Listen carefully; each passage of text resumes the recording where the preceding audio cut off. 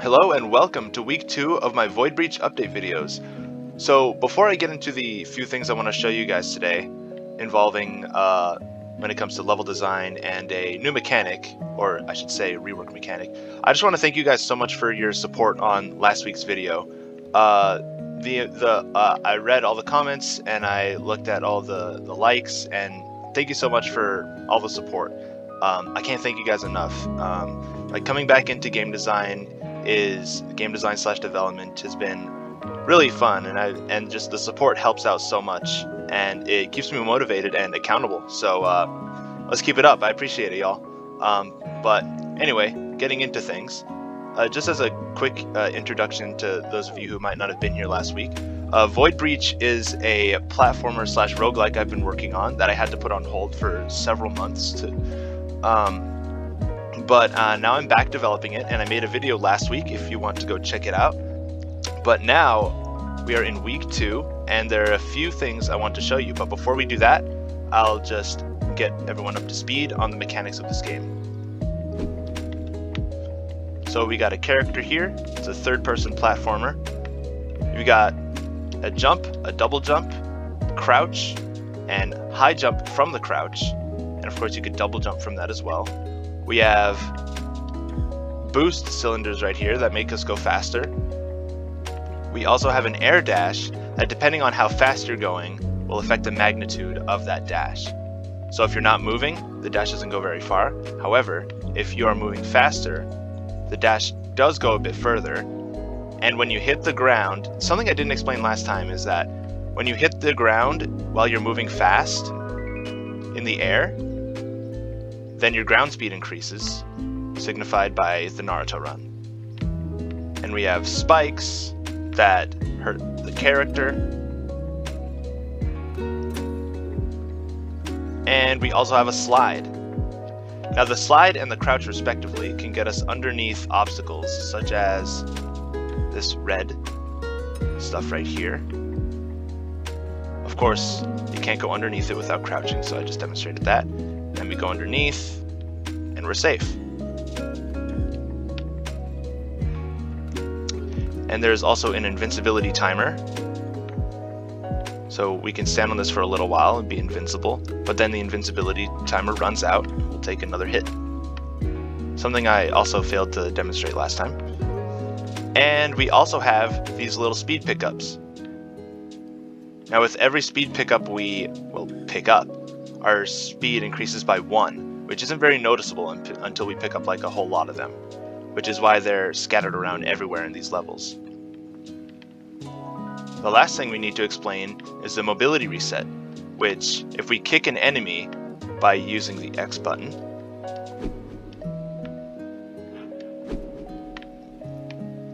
if we kick the enemy, all of our air mobility resets, including our wall jumps, our double jumps, and our air dashes. So I will demonstrate that. So to demonstrate, I'll do a double jump and an air dash, and then kick the enemy and do another double jump and air dash. As you can see, I cannot double jump twice in the air. I cannot dash twice in the air. So let's give it a shot.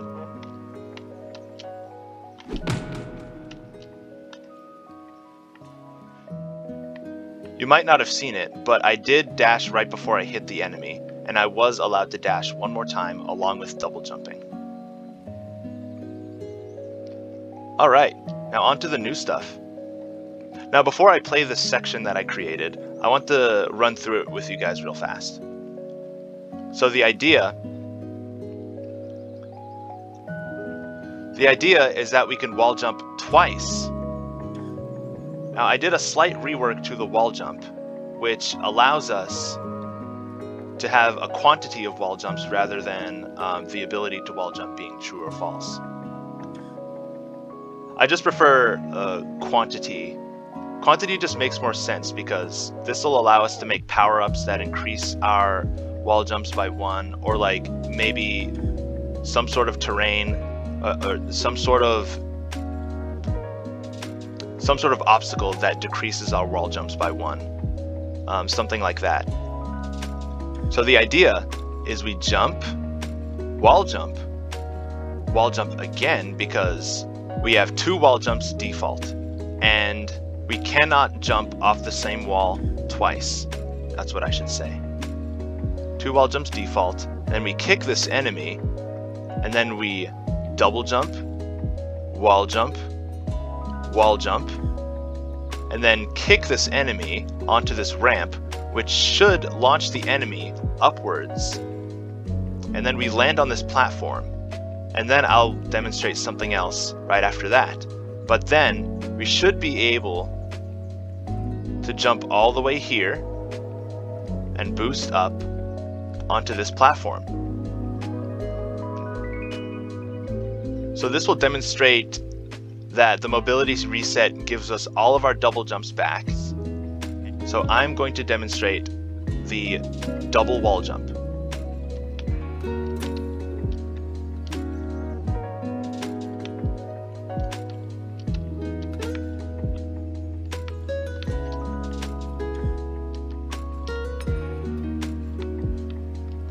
It kind of changes this challenge over here, but I'm okay with that.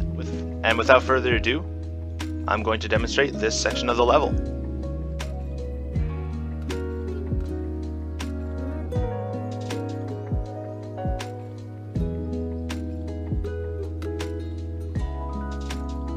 Looks like I wasn't close enough to the wall right there.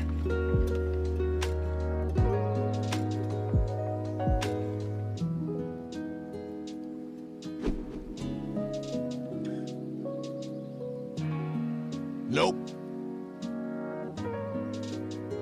Nope. Nope. Nope.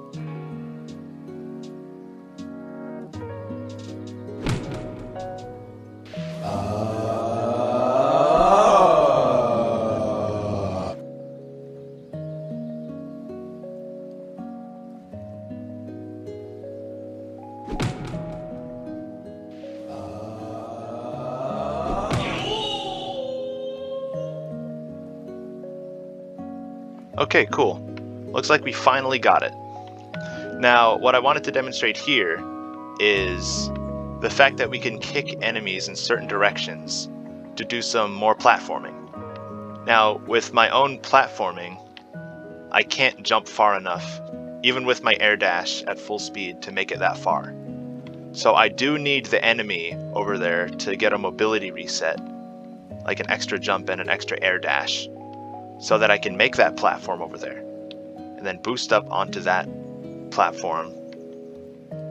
So let's give it a shot.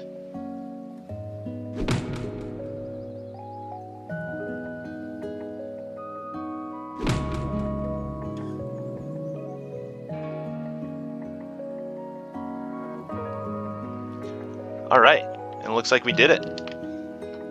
Made it to the top of this platform, and you might notice that these 3 challenges, these last 3 challenges, I believe this one is challenge number 7. This challenge number 7 leads to the same platform that the previous 2 challenges led to.